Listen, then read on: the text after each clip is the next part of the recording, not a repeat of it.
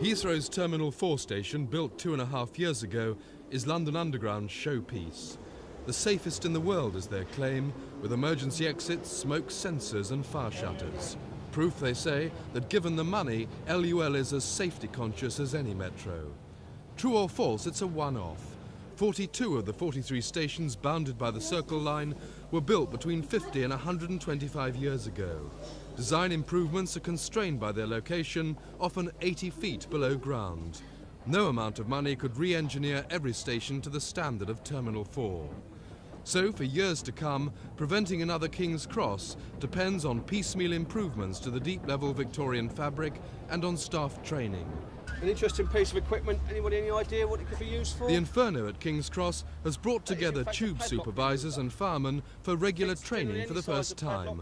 This never happened before the disaster.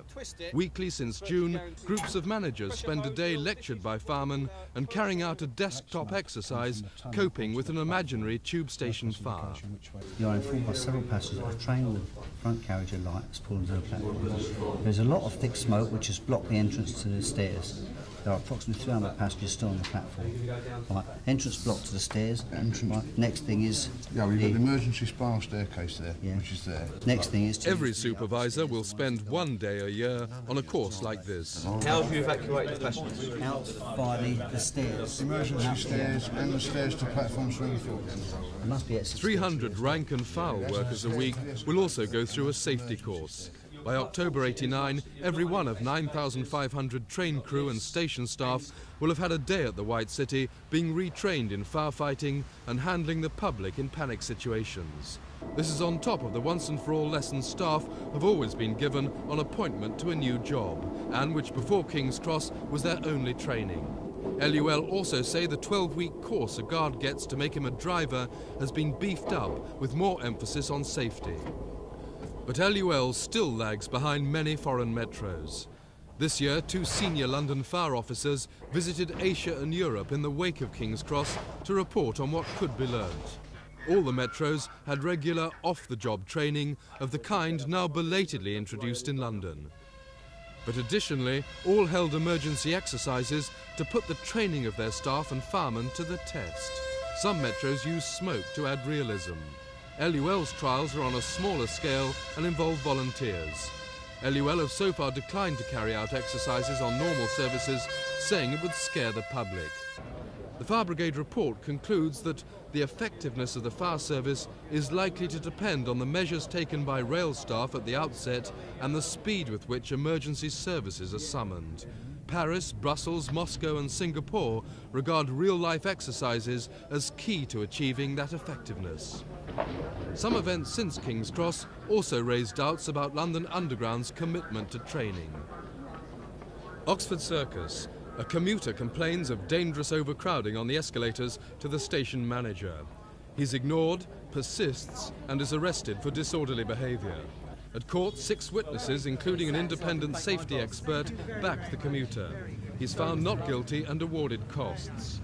The magistrate brands the station manager's behaviour as disgusting and abominable. After sick leave, the manager is still in charge at Oxford Circus. He's been given no retraining. Why is that? What's taking all this? Why is it taking so long? London Underground's emergency exercise ends in a dispute between the safety manager and the driver. You're the driver. Stop bloody acting like it. The driver failed to isolate the power supply. No announcements were made to the mock passengers for 60 minutes. Marks out of 10, how would you mark tonight? How would I mark tonight? I'd rather not answer that question at the moment.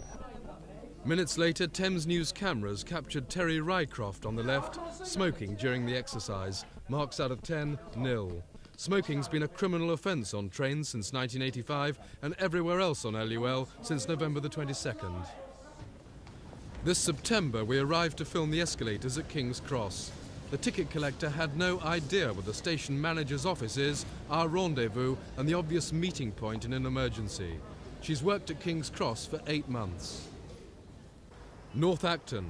A professional safety expert, also a qualified nurse, was waiting when a train drew in on fire. When the inspector, or who I assume to be an inspector in uniform, appeared from the office on the platform I was standing on, I said to him, I'm a nurse, May I be of assistance to you in case you have any medical problems? And I was told quite curtly and quite uncivilly, no. Not no thank you, or it's being dealt with, just no. I was virtually shrugged to one side. There was a total disregard, in my opinion, for everything and everybody.